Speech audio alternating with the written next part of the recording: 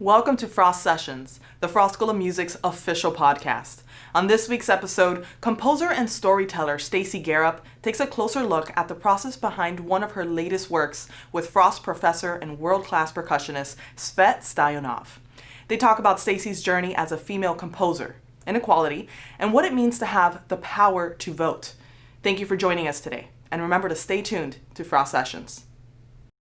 Hello, Stacy. It's so wonderful to have you with us. Hi, Svet. It's great to be here. Absolutely a pleasure. I thought that today we could talk about things that are not in your bio.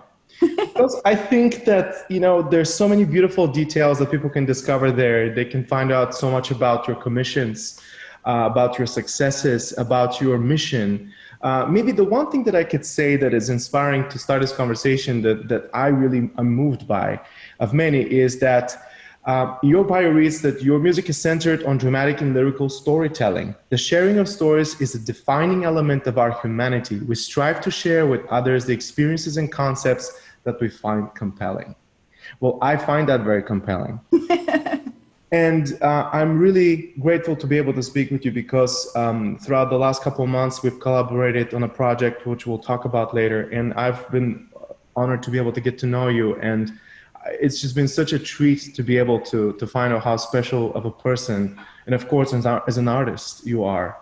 So I wanted to start by asking questions that I find will be interesting for people who are now following into your footsteps as a composer, or just in the general footsteps of a musician, and then trying to create their own path that they have to carve.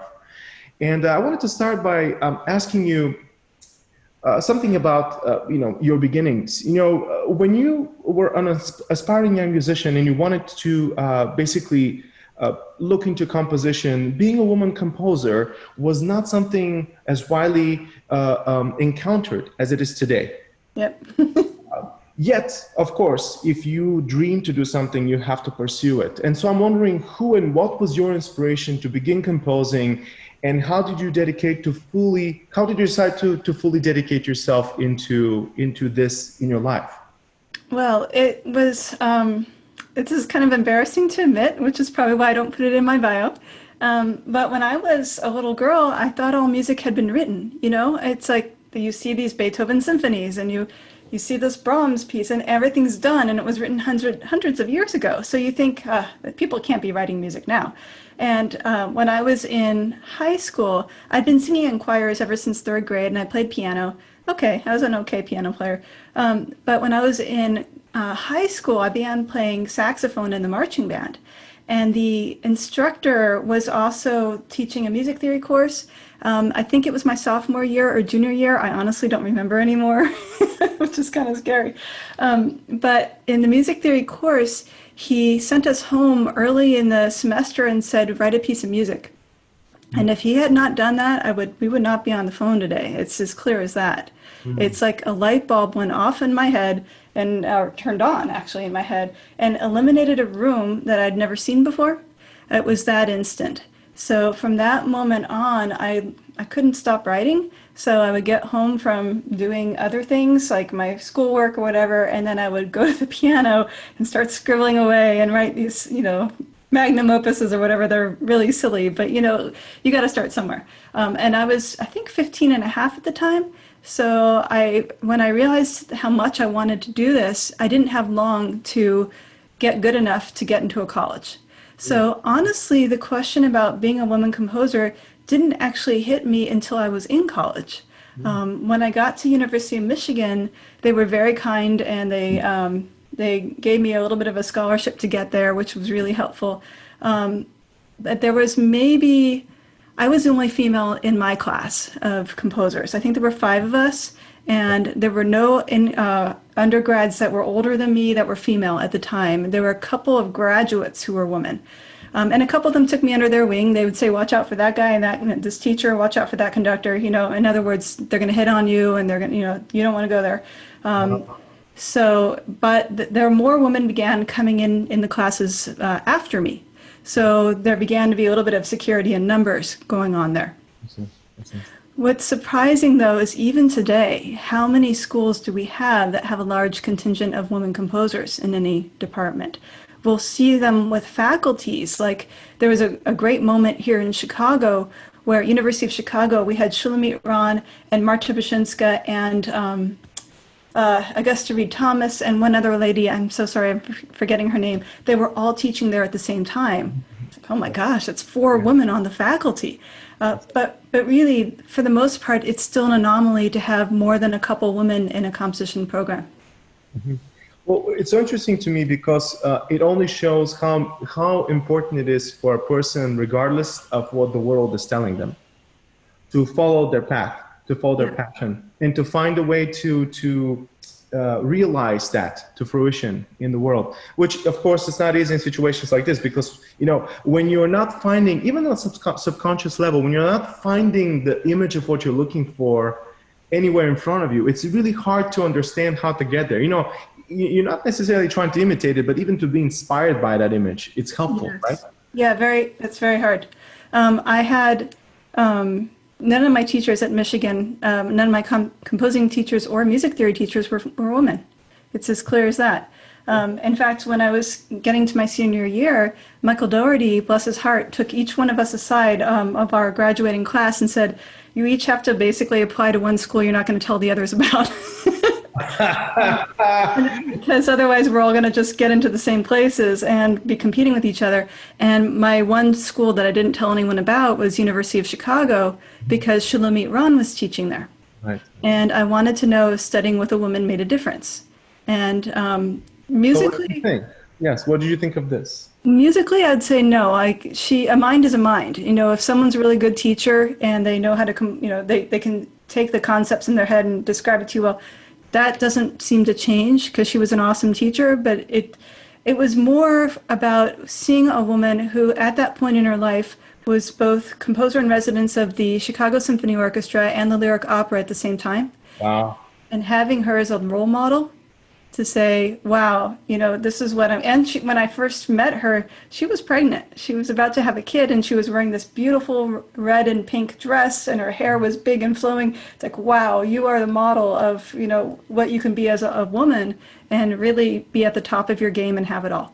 So that was very, very inspiring to me. It is inspiring for me to hear too, because even from the side, even though I was not there, to witness a lot of the detail that I'm sure contribute to this in a huge way. Just, thinking about the fact that someone needs to be now a young mother, and on top of that, continue with all the responsibilities that they have in their career in writing, and also to be a great mentor for all their students.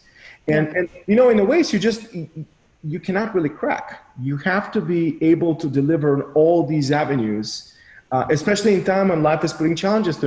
Having a child is a blessing, but at the same time, it's a huge responsibility and a massive commitment. Yes.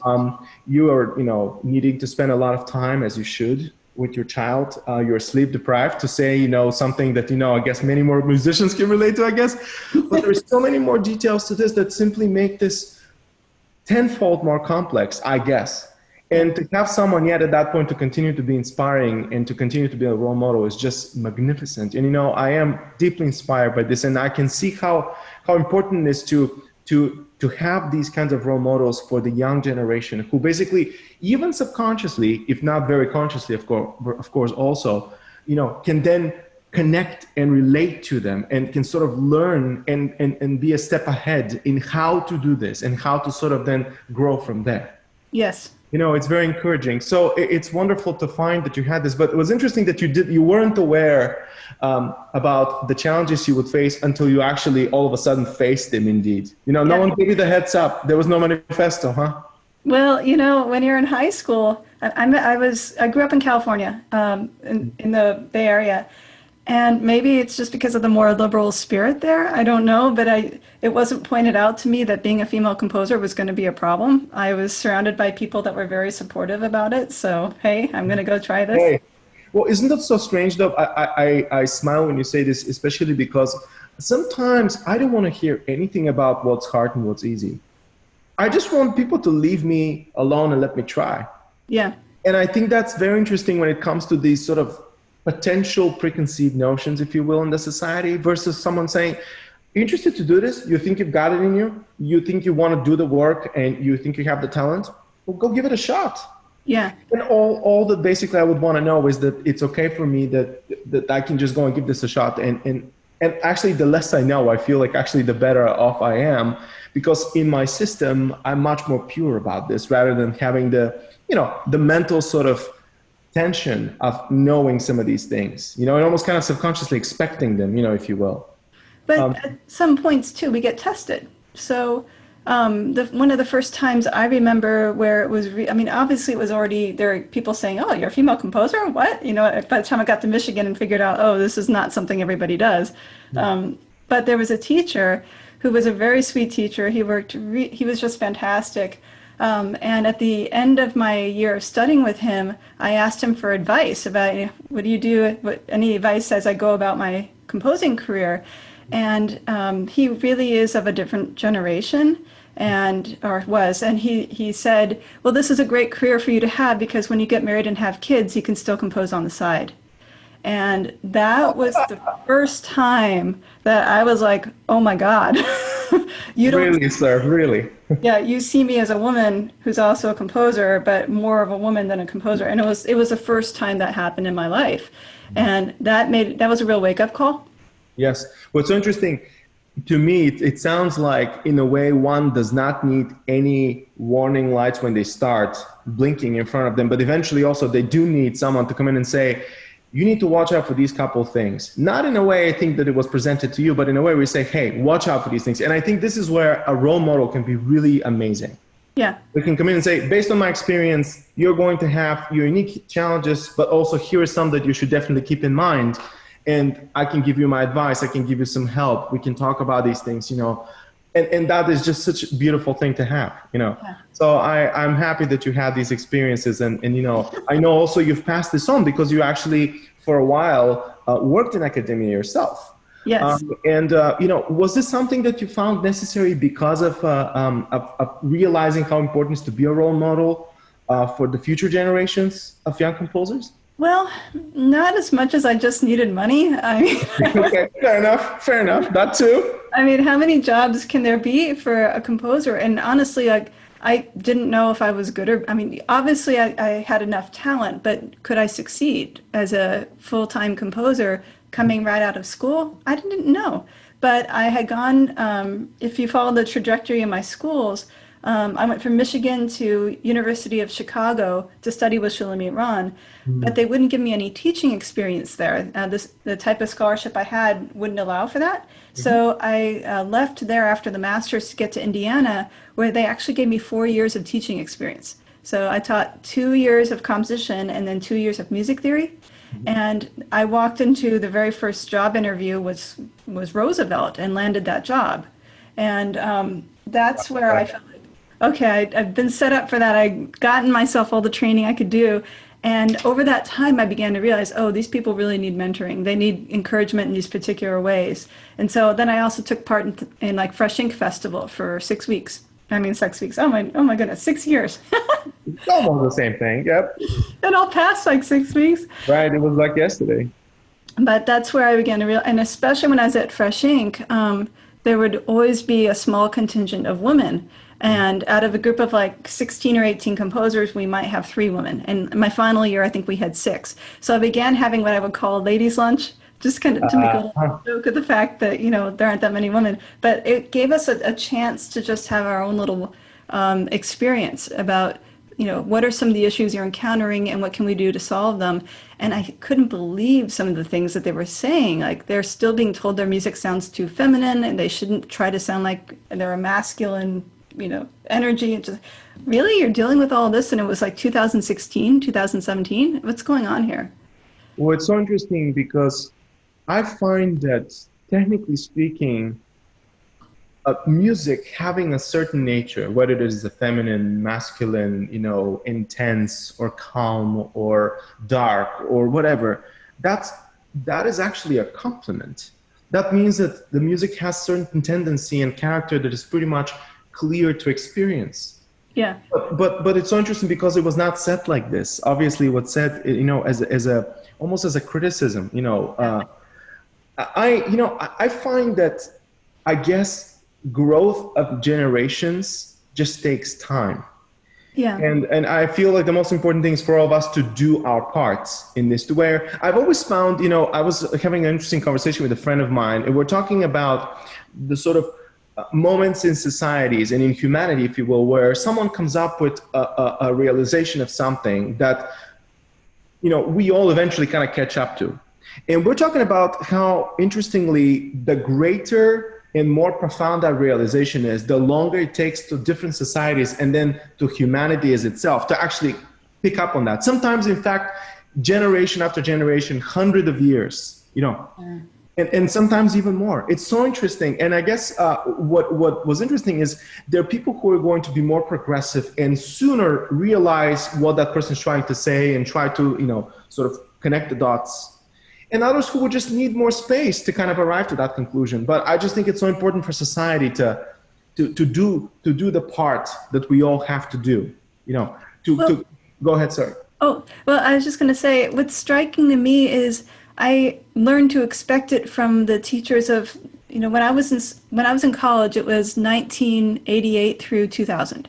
Mm-hmm. So the men that were of that generation that were the teachers, several of them had fought in World War II. They had come back, and the woman that had jobs, stopped and married and had kids with them. So there was a very particular expectation because of their life experiences. Mm-hmm. And I thought, surely when that generation is leaving academia and younger people are getting their jobs, that maybe this attitude would shift. Right. And I think that's what was so surprising about getting this feedback from these younger women composers, is that we have had that shift, but yet these views are still going on.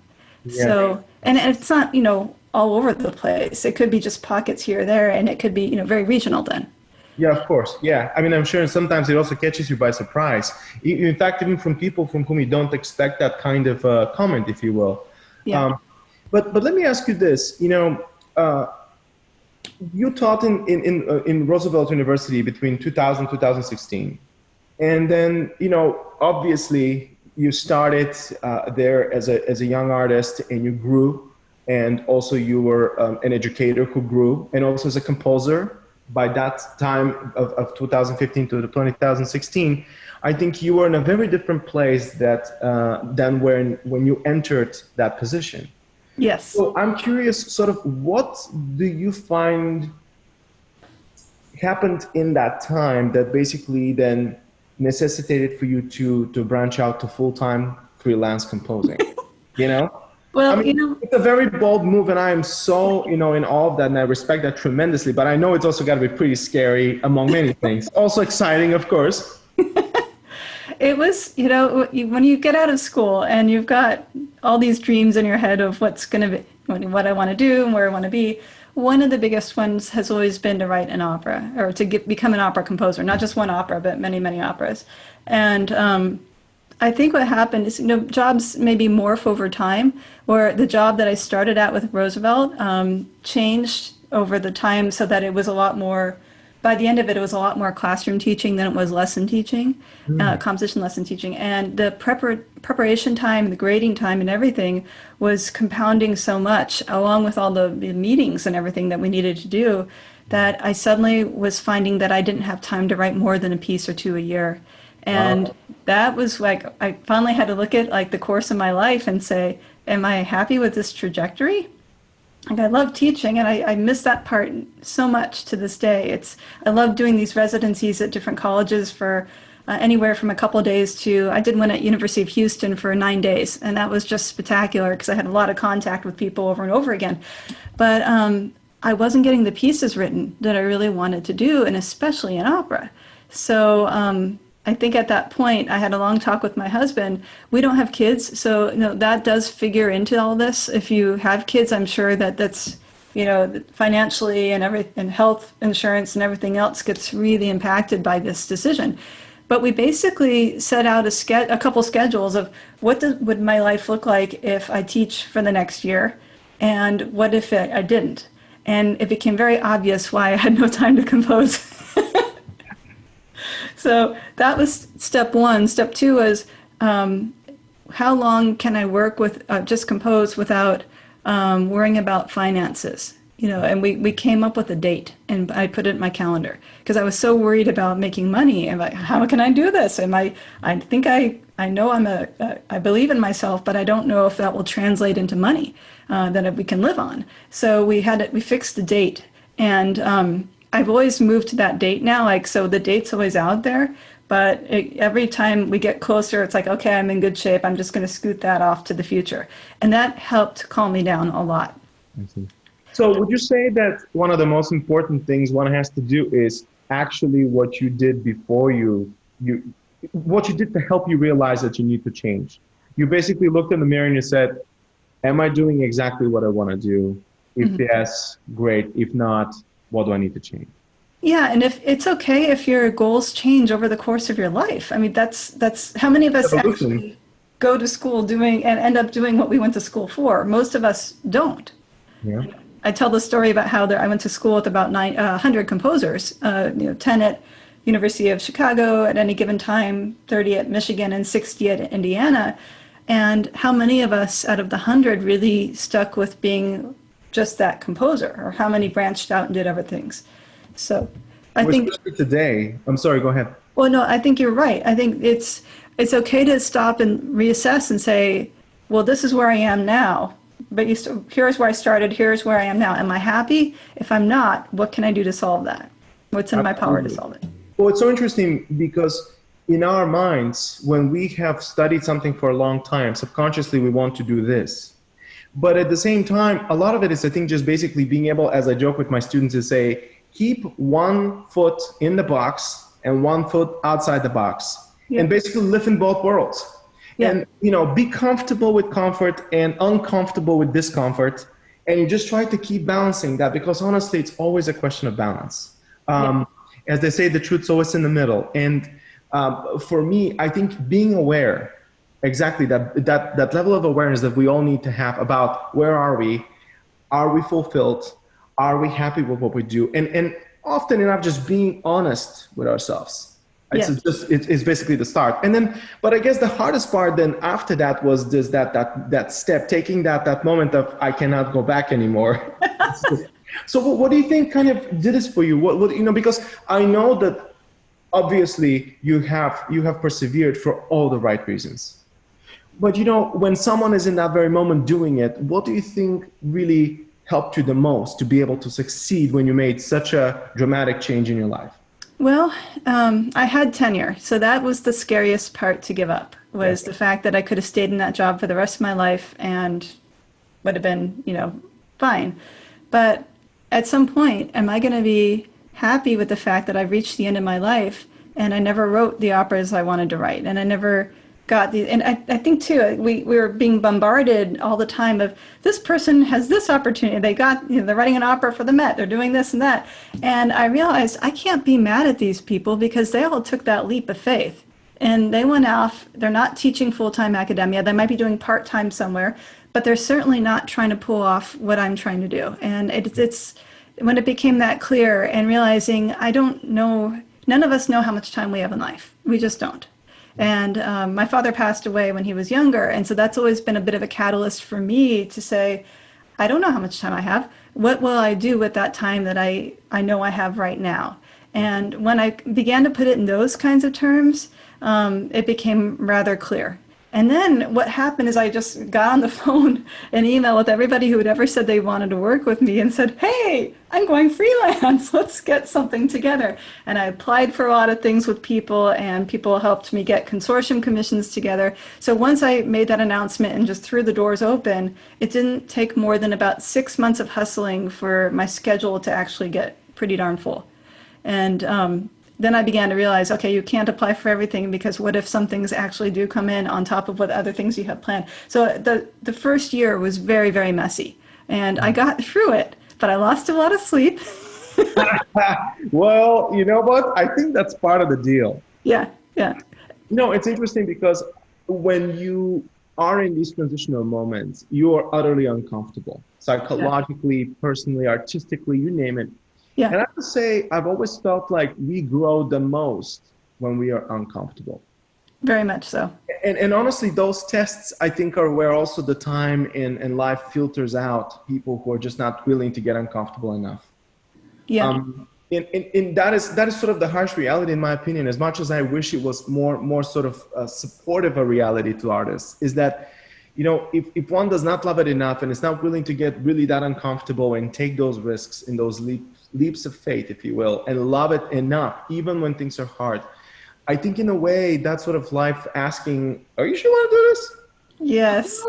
It ain't simple. And now you're on the other side of this. And by the way, to add a point here, we've collaborated on a project we'll just talk about in a second here. But throughout the project, I learned a lot about you. But especially after the project, when we started being in touch with various organizations about the project and being in touch with various individuals, letting them know about this. And I just was so sort of stunned to see that amazing other side of you, which you talked about when you said, "I contacted everybody I know."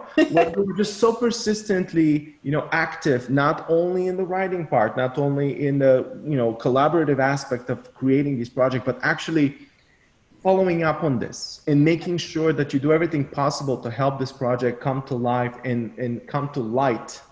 Yes. And be basically known to as many people as possible, to bring publicity to it, etc., which only, makes me sort of keep rethinking on how important is it today artists do not solely focus on a product, but focus on how does that product actually come into people's, ears and hands and eyes, depending on what the project it is. You are absolutely right. I think when I talked about like the 100 composers I went to school with, moreover than just how many actually did that one pure thing or how many have divested their efforts, how many are doing their own marketing.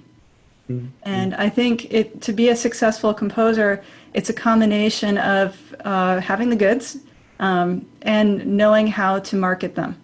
And so at the very beginning, you need a website. If you don't have a website at this point, who knows you exist at this, it's awful to say it that way, but it's kind of true, especially now that we're in our little caves everywhere because of the pandemic.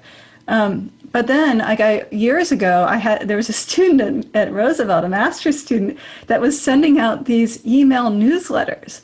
And he didn't have much to say, but he said it really happily and positively. It's like, "Hey, I'm doing this project. I've got this going on." It's like, wait, he's a master's student and he's putting out an email. I, as a professional, should be putting out an email. So I began a newsletter probably about, 10 years ago now, and I send it out every month or two. And that has helped tremendously because back when we were in concert halls together, and hopefully very soon when we return to concert halls, people wouldn't have to come up and say, "Hey, what are you working on?" They would say, "Oh, I see you've got this going on. Tell me more about it." So it would actually advance the conversation, and that helped tremendously.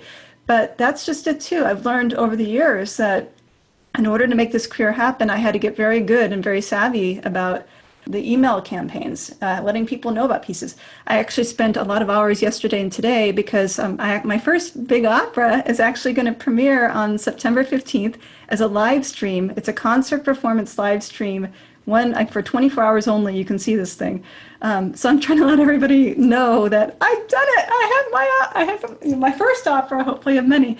But that takes time too. You need to allot time, just like you do for composing or practicing, but time to just work on the business side of the career. Absolutely. Well, it's interesting to me because musicians are not used to being less humble, if you will. And when we have to talk about ourselves in that sense of putting ourselves out there, in a way, I guess psychologically that suggests us waving our own flag and saying how awesome we are.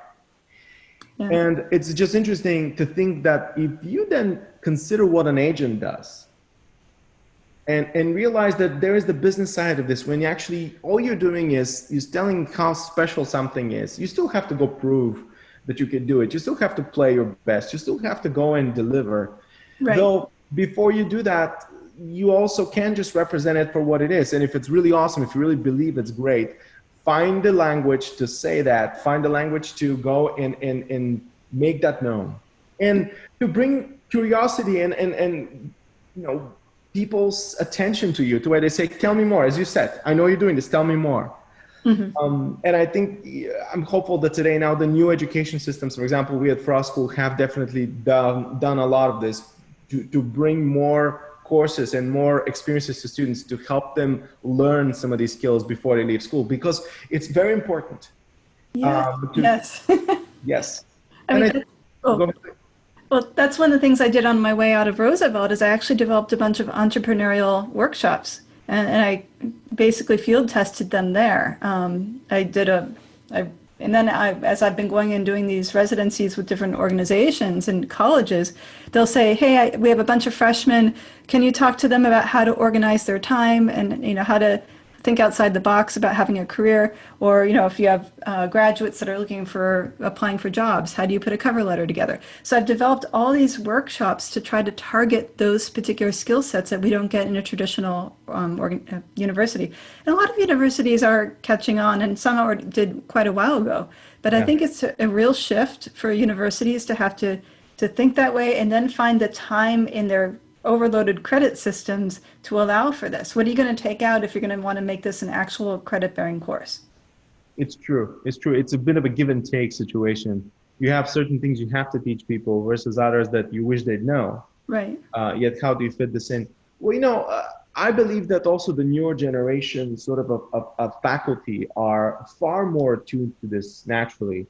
For example, when you were teaching, you already wanted these things to be done. I think there's a lot of people who are with the same mindset at this point.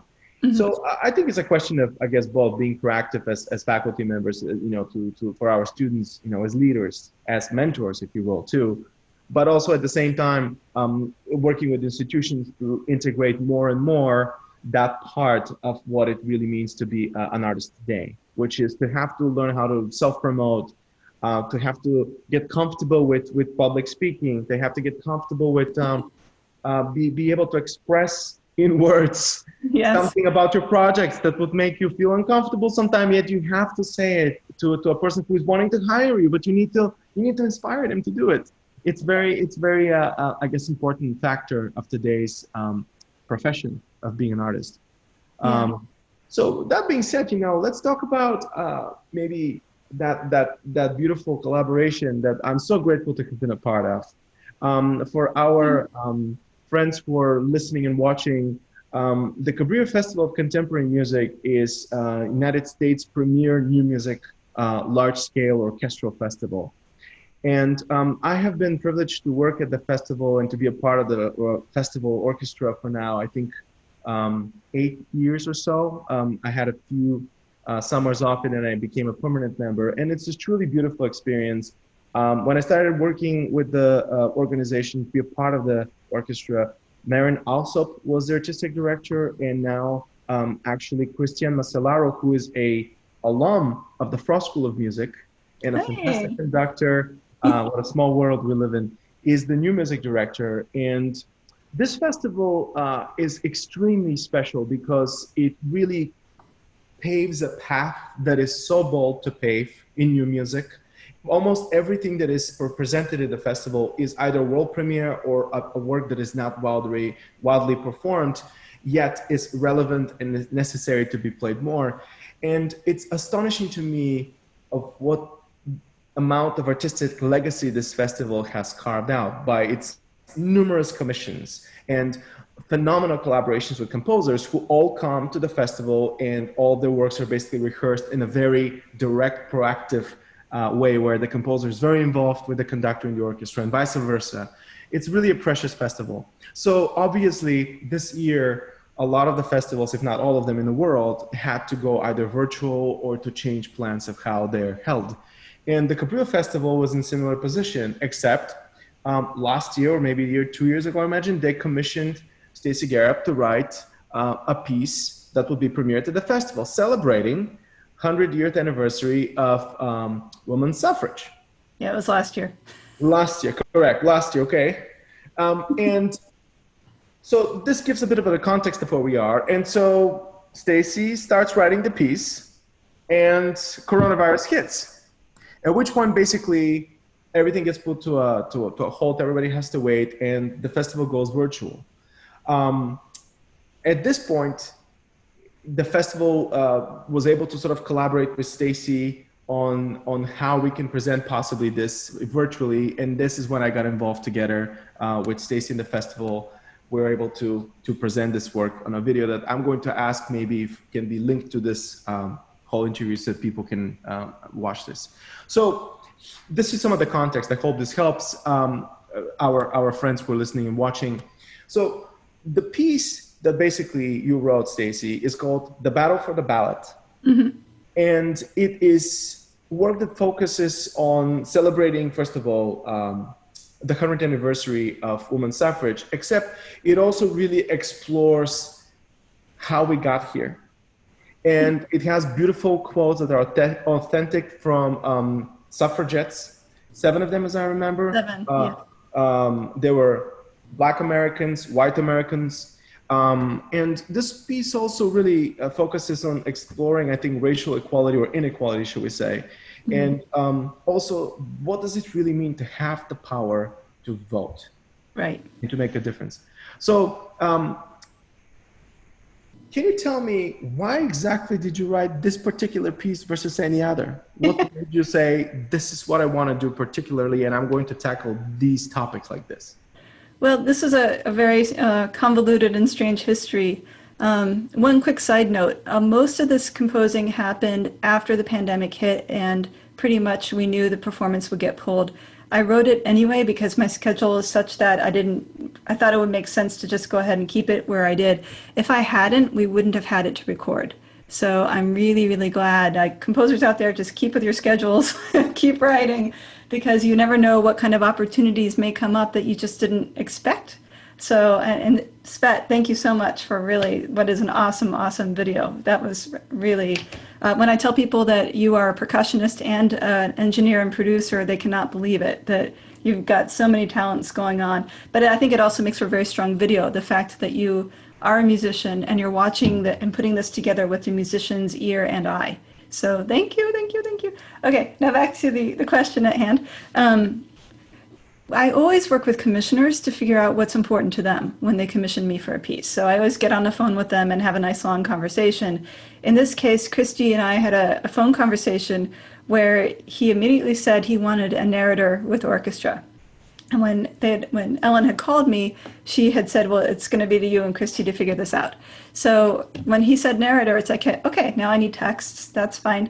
I got a whole bunch of books, did a lot of research on different suffragettes, and it became apparent over time that the piece would be better organized, at least in my head structurally, if I went with one single text. And I had found a speech by Susan B. Anthony that she had given. She had voted in, sorry, I don't have the detail right at my fingertips, but in a presidential election in the late 1700s or 1800s, whoops, yeah, probably around 1872 or so. And she got arrested for it along with several other women. And then she went on a tour, a talking tour, to say, is it a crime for a woman to vote? And she laid out her case point by point. And I basically made the whole structure of the musical piece on that speech. So fast forward to June of this past year when George Floyd had been killed by the police and all of the protests began.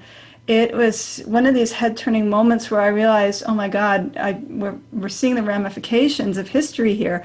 I hadn't dug deep enough to see that Susan B. Anthony was such she has some she meant well, she really did.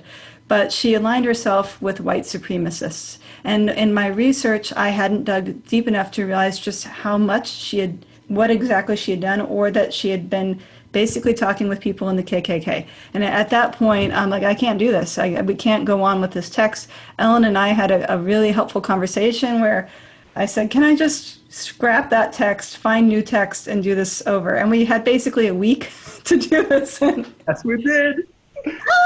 So I went on Amazon.prime or Amazon.com right away, bought a bunch of books that really helped get me focused. They arrived pretty fast. I bought some that, anything that couldn't be delivered on Kindle is what I got delivered. And then I would check the footnotes and go to the resources online and found a bunch of things that helped really clarify, like the Crisis magazine by the NAACP had a couple of issues that had suffragists that are writing in about why we need the vote and why it's important. And that helped refocus. So I think what I'm getting at is at this point in history, you know, at any point, we have to stand behind our product. If the piece could have been Susan B. Anthony all along, and that would have been okay, but once I discovered that history, I was no longer okay with that personally, even if the rest of the world might have been more accepting of it. And at that point, I had to take my own stand and pull that text. So I think, ironically, the thing that I used to help determine the shape of the musical piece did help when I put in the quotes by the 7 suffragists total. So Susan B. is still in the mix, but she's a very small part now compared to all the other voices.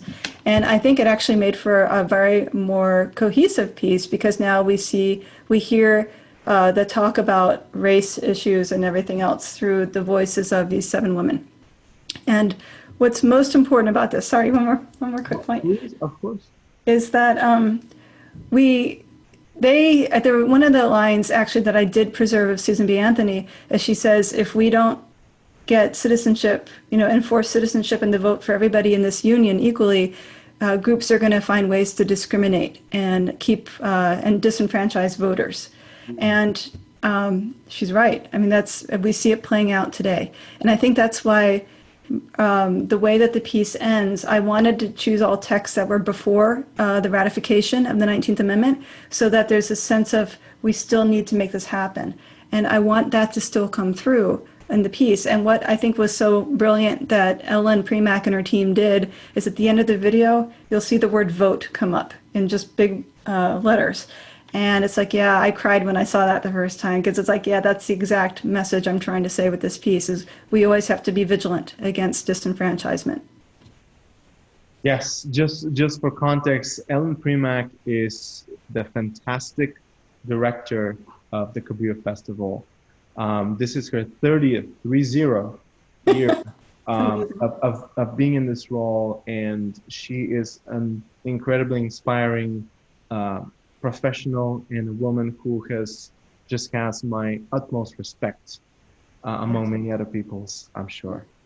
So it brings me to think, when you talk about the context of how you ended up figuring out what the final message should be and what are the sources of that message.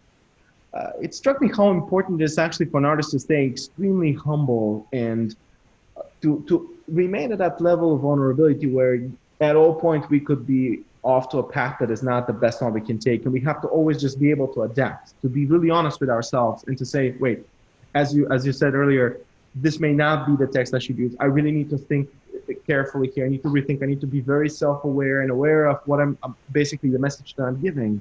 Yeah. And be comfortable with even if it's late in the game, sometimes saying, for the good, for the greater good, for the right reasons, we need to refocus this a little bit. Exactly. And I'm really grateful to you for being so open-minded and so honest with yourself and with everybody else who gets to hear and experience your music. Because it is so difficult these days to tackle very sensitive topics. Yes. Yet it is so necessary. Yeah. It is so necessary. They're sensitive because they're not easy to tackle. Mm-hmm. And I'm sorry, go ahead. Well, one of the things I've been personally struggling with during this time period is we see all the chaos going on in politics and dealing with the pandemic and with the upcoming election and everything. And I've felt over and over again, what use am I as a composer? Because all I do is write music. But at the same time, how should I be going out and trying to get people to vote? Should I be, we can't do the knocking on doors and, canvassing or anything at this point, but should I be on the phone, 5 hours a day trying to convince, and part of me is like, well, I think I can speak through music. I think that and with this piece getting out and being put on different radio shows and stuff like that, people have been writing in saying, thank you so much for taking this on and for helping to enlighten. A lot of, I had when we premiered the video, one of the people from the Cabrillo Festival wrote in saying that, I think it was her, a friend has a daughter that was saying she just learned more about the history of the suffragist movement from our 16.5-minute piece than she did in school. So I think I have to just remember in moments where, things are getting really kind of crazy out there in the world, that we are doing good through our art, and we just need to be honest with ourselves and what is our message, what we're trying to say. And my biggest fear is that Cabrillo was already too far along, like the train had already been going along far enough that we couldn't just put the brakes on for a week for me to find a new text. And I was so grateful that Ellen and Svet, that you and Christy and everybody were okay with me taking that week to find the new text.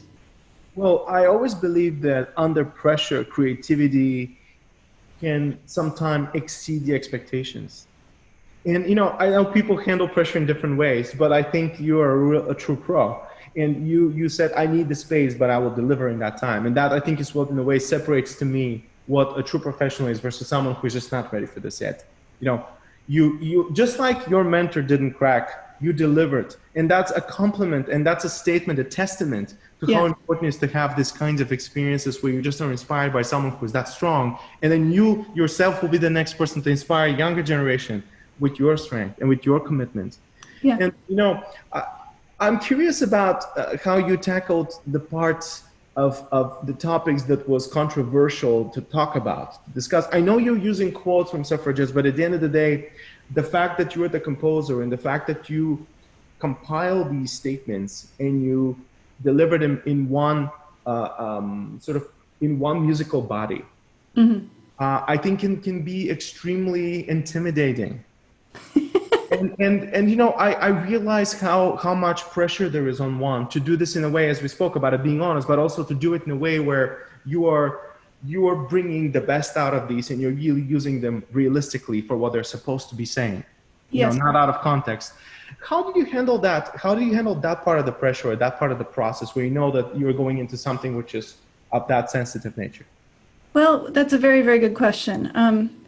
I think, first of all, I did quite a bit of research in that week. I gathered as many sources as I could together, and then I literally printed them out. I sat on my futon for at least 10 hours that day, like once I gathered everything together, and just sorted through everything and began finding out what's going to craft the best narrative to build the arguments like I want to do.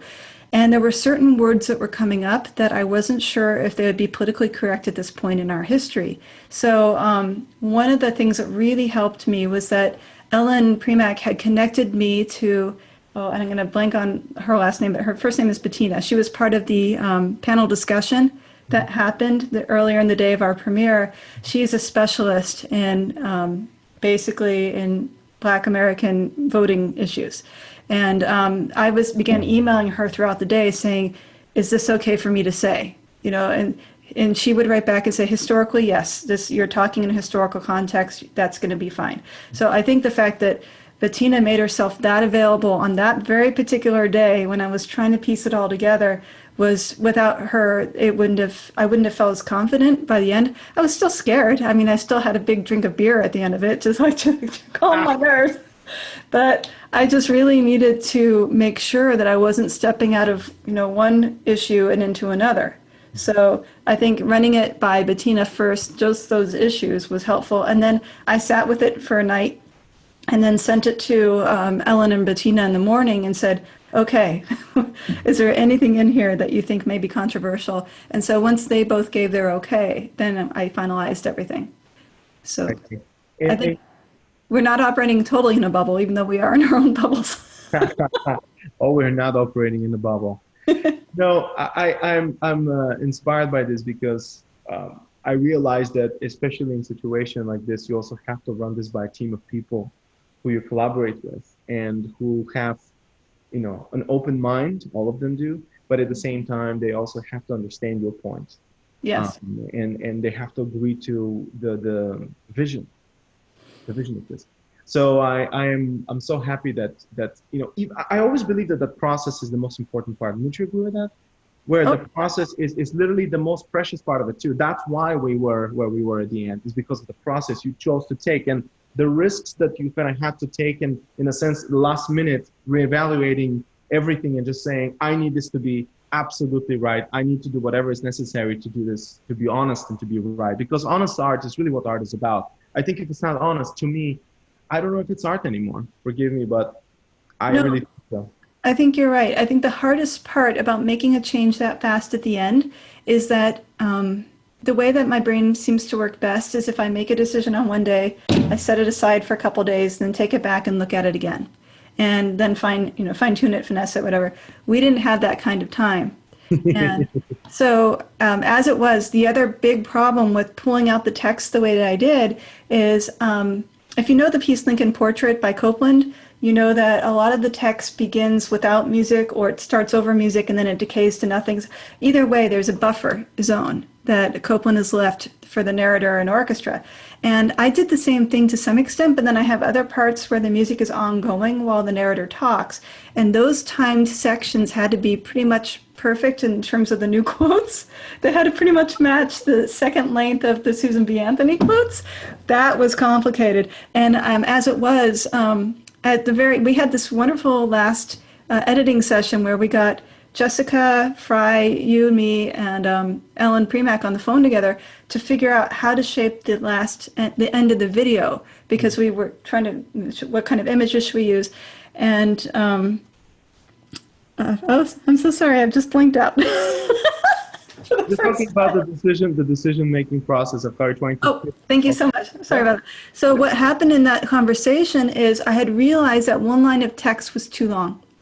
And remember, Svet, I don't know if you remember, I was trying to get you guys to cut that line of text. And you guys came to the defense of that line of text saying, no, it's a really good line. But then we figured out there was another line that we could chop in half instead. So that's what I'm getting at, is it can be very hard when you're making that kind of quick decision to make sure that you feel completely 100% comfortable. What is surprising to me is that everything but that one line was really comfortable after that fact.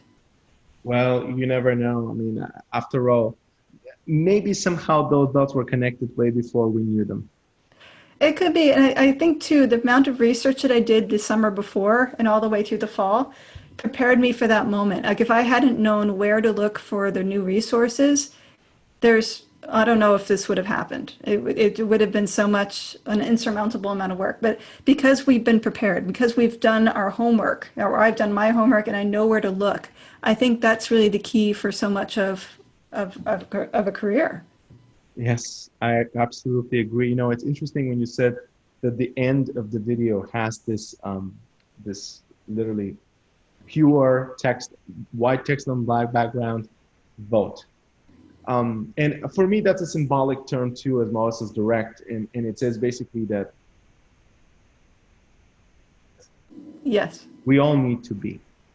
And you are just someone who I'm so inspired by, someone who I'm so grateful to have gotten to know, someone who embraces humanity and art and collaboration, and who is humble. And it's so very powerful with their craft and with their art and what they can do. And I hope that this conversation has been an enlightening little glimpse for people into the fact of how human someone who is very inspiring truly is, and how important it is for us all to be and to just pursue who we really aspire to be and to never stop. So, Stacy, I'm so grateful to you for being with us, for sharing so many precious moments of your life and of your wisdom with us. And for all who are listening and watching, I really hope that you have the opportunity to go and get to know Stacy's art and to meet her one day, because that's the best treat, I think. Well, Svet, I can't tell everybody how much it's been a pleasure to work with Svet over the last several months. When you enter collaborations, it can always be a little tricky, but Svet has been really a dream to work with. So thank you, Svet, for not only the artistry that you put into the piece, the thoughtfulness of how to put together the audio, the video, but also just making the collaboration process itself very comfortable. So, and very smooth, I think, for the most part. It's been really just a tremendous process, and I do hope people will check out the video, because at this point the video is not really just me, it's all of us put together. It's Svet's skills, it's the 60 musicians of Cabrillo, it's Christy conducting. It took all these people to create that one video. It really belongs to all of us. Yes, absolutely. And So it's one of the most beautiful parts of art, which is to collaborate together to create it. And I do hope we get to meet in person someday. Yes, we will. That is so funny. That is so true. Last but not least, we have only hung out virtually on the phone too many times on Zoom, but always a pleasure. Just saying how amazing it is sometimes, that you realize you get to know somebody like this. And honestly, I think when we meet in person, which I look forward to, it will literally be so we can have a beer in person. Exactly. Very much so. Well, thank you so much for the interview. I really appreciate it. You too. Thank you so very much to you. Take care. Take care. Bye.